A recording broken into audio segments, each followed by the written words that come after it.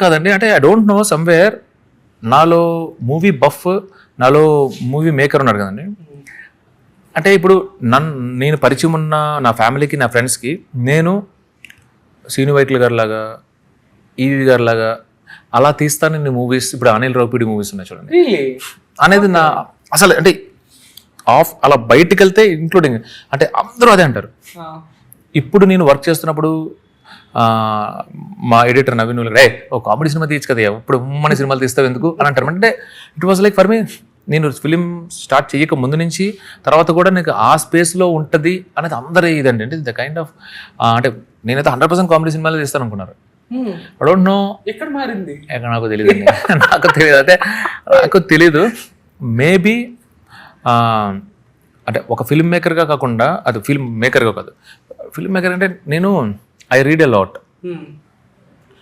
Social మీడియాలో న్యూస్లు కానీ ఇవి కానీ ఇది కానీ డోంట్ ఎగ్జైట్ మీ.